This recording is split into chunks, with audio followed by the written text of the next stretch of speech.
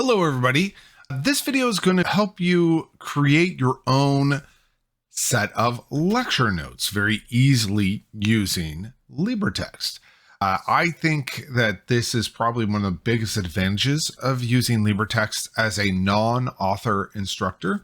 I think it is incredibly easy and beneficial and has long-lasting effects. Here I am at math.libretexts.org.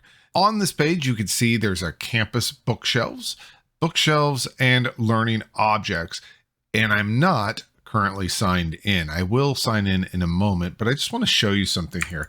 This is the campus bookshelves, and you can see on the campus bookshelves here, CRC used to be in the top 2 alphabetically, but so many colleges have signed on to use LibreTexts that we're no longer on the first frame right down here. But if you click on that, you could see the current textbooks that we have offered for our students for free.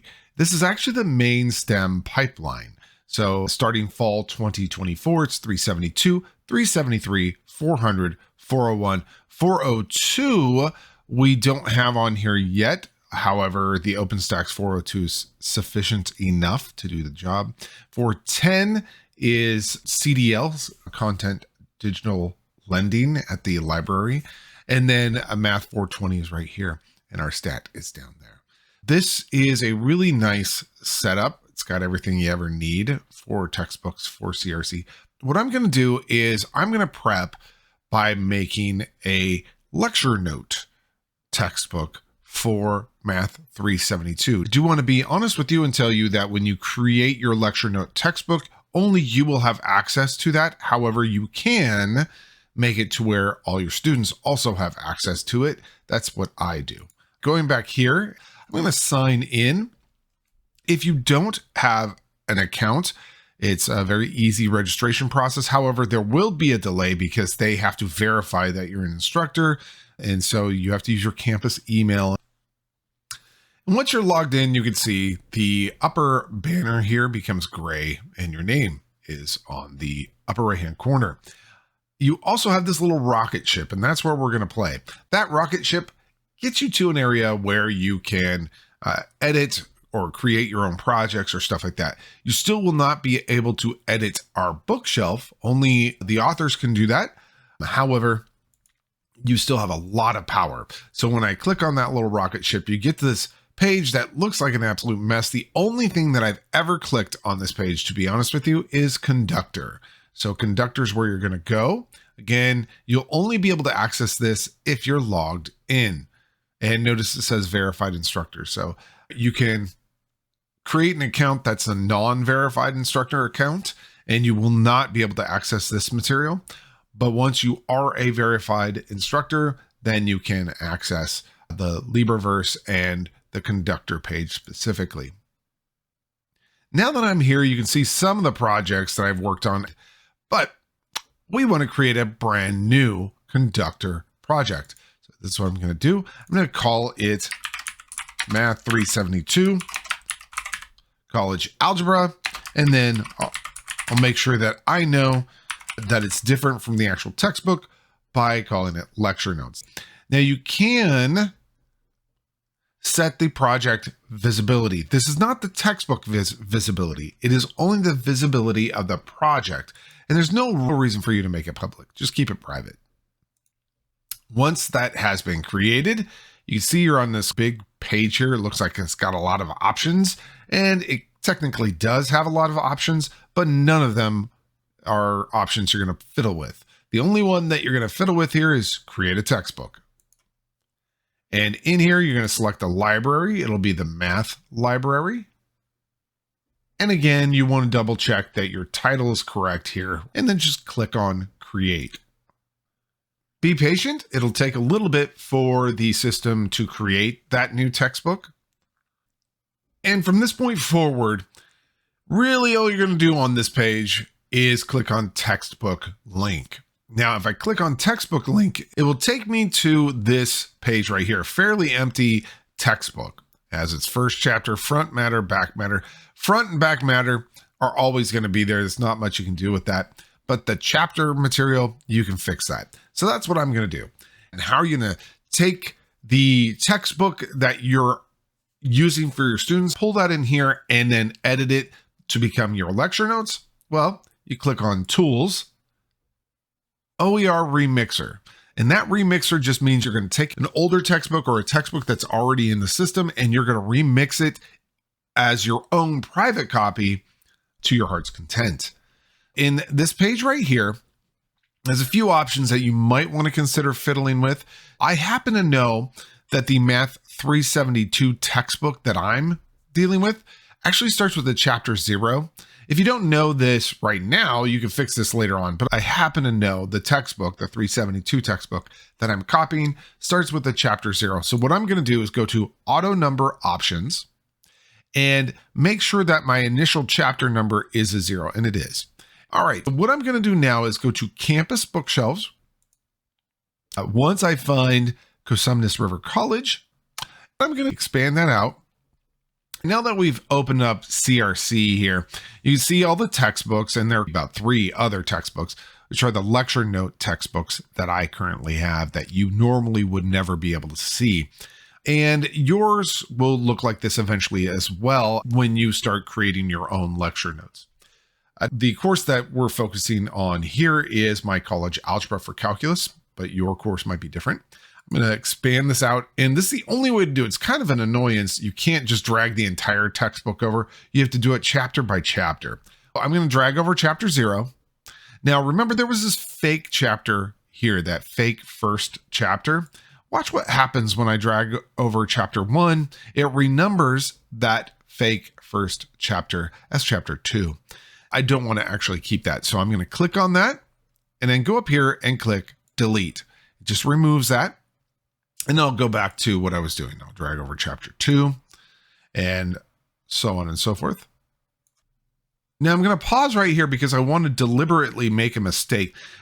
Sometimes you'll drag things over, like this chapter 9, and you'll drag it into the wrong spot. So you might accidentally hover it over chapter 8 instead of under chapter 8. If you do that, it's not terrible. It just looks terrible as you're looking at it, because where did that chapter 9 go? Systems of equations and inequalities. And you can see it landed here as its own section.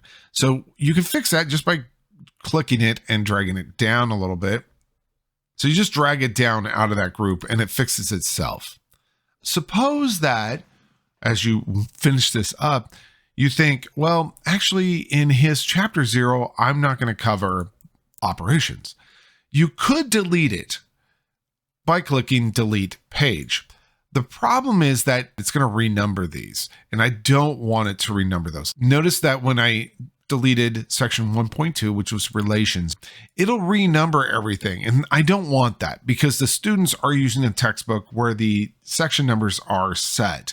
If you are not going to cover a section, I'd still keep it in here. I would just not bother with looking at it. So let me turn on those 2 sections that I just deleted. So everything's back on and fixed. Now that I get down to here, I've actually pulled in the entire textbook. You don't have to pull in the front matter or the back matter if you don't want to. And then once you're done doing this, click on Save to Server. And this is a 2-step process. It'll kind of make you aware that what you're doing, like you have 92 pages you're adding and so on and so forth. So I'm going to click Save to Server. And because of the fact that we are doing a lot of operations, it's going to take a moment. So I'm going to just pause while it gets this done. Once this top bar becomes green, the remix is done. And you can get to your new textbook via this link right here. And while we're clicking that link right now, in the future, you'll access the textbook a slightly different way. So for right now, I'm just going to show you what our textbook looks like. And there you have it. It looks just like the original textbook, actually. And if I go into, let's say, chapter 1, you can see it has all the regular sections with their homework exercises. Now, I don't want all these homework exercise sections in my lecture notes. And you can see up here that I am in the lecture notes. So I'm going to edit this really quickly. And in fact, there's a cool way of doing it. You could do it on this page if you wanted to. you would go into these little exercise sections here, and then you would go to options and then delete. However, that would be painful to do for all of the homework sections. So if you're a bit like me and you have a little bit of OCD, or if you have a lot of bit of OCD like me, then it might bother you having all these exercise sections on here. The easiest way to get rid of them is to go to Tools, and again, back to the OER Remixer. Do not be overwhelmed by all these side menus and all the options. The only one you're ever going to use is the OER Remixer. I shouldn't say ever. I should say the only one you're going to use for normal operation. Now, when you get to the OER Remixer, it automatically brings up the book you're working on. So that's kind of nice. And then you can go to these things. And if you expand each of these sections, you'll see that the exercises actually were always there. We could have, from the get-go, gotten rid of those pages. So I'm just going to do those right now. And I'm going to do it for every single chapter. I just want to say that this is not a requirement. This is just an OCD thing on my part. If you are not bothered by it, then that's fine. That's perfectly fine. That works for you. It just doesn't work for me. And that finishes it up. One thing I want to mention is if you do make a mistake, you can always go back to the campus bookshelf and pull in the chapter or the section that you've made the mistake on. But as I was going through this, I noticed, for example, I don't cover circles in Math 372. It's not a requirement, but it's just in there for some instructors that might have extra time.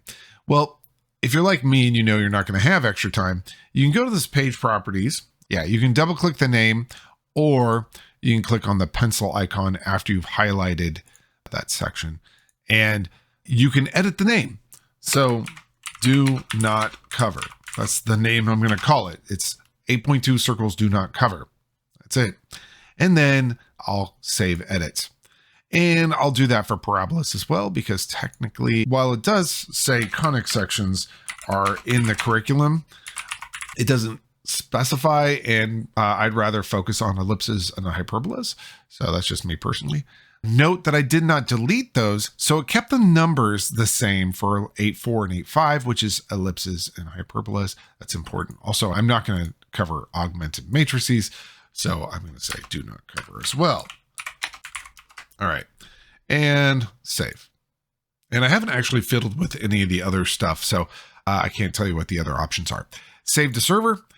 And then again, this is just a warning. Do you want to do this? Yes, I do. Save to server again, and it goes through and does all this. This will be much faster than your first process of ingesting the textbook into your LibreTexts. This should happen very quickly. It's yellow right now, meaning that it's working on it. And then once it turns green, your textbook is now available. And now if you note, when we go to, let's say, chapter 1, that none of those sections have exercises, which is perfect. Now, how do I make lecture notes? So here's my advice. I go to the section, let's say I start with section 1.4. Here's the actual textbook material. It's been pulled into my lecture notes. What I end up doing is I click on this. This is the forking button. And what that's going to do is make this an editable page for you. You will not be editing anybody else's work. It just edits your lecture notes. So I do that, give it a moment. It'll tell you, yep, you've done it. And then it'll reload this page. At this point, I take out most of the fluff here. If I know I'm going to be talking about function notation, I'm going to click on the pencil icon. And what I'm going to do is maybe just in that first paragraph, read the big boldy things. And I actually might just keep those words. It's your choice how you do this. I'm just going to keep those words. Inputs, outputs, function notation. So I'll just delete all this. Inputs, I'll put a little comma here. Outputs, and then a little comma is already there. And then I'll keep in function notation as well. And everything else I'll probably delete, because I've been teaching long enough that I know what I mean when I say that. I want to talk about those things. You might want to remind yourselves you need to mention independent variables, arguments, and dependent variables. Right? So it could be this quick for you. Everything else here, I'll just delete. I don't need any of that stuff. Okay. And let me just show you. You could either click save or Control S is a save as well. And when it loads it back up, give me a moment. Now, I don't want to use the examples in the textbook. And to be very honest with you, I'd probably never teach this in the class, but I might want to keep example 2. So what I'm going to do here is I'll, again, go back here and that was my phone. Sorry about that. I'll just go ahead and highlight this stuff and delete it out. And then in example 2, I honestly like to relabel these. I'll call this lecture example and then lecture example 1. And I might change some numbers, right? So I might say like, maybe I want it to be interesting. Maybe I want a fraction here. So if I want a fraction, I might do that. 1/2 x squared plus 3/2 x plus a minus. Let's put a minus here, minus 2. So you could change your examples any which way you want. If you really want to know, this is LaTeX or LaTeX, however you want to say it. So if you happen to know LaTeX or LaTeX, then you know that frac 1/2, that's how you do fractions, right? And frac 3/2, that's how you do a fraction. And maybe you want to keep these values the same. F of -1, maybe I want to try f of -2, f of 0, and f of +2. Who knows? And then personally for me, I don't need the solutions on there. Your choice how you do that. And let's see, I'll keep the caution on there just to remind myself if there's something important I want to say. Otherwise, I'll get down that, click save.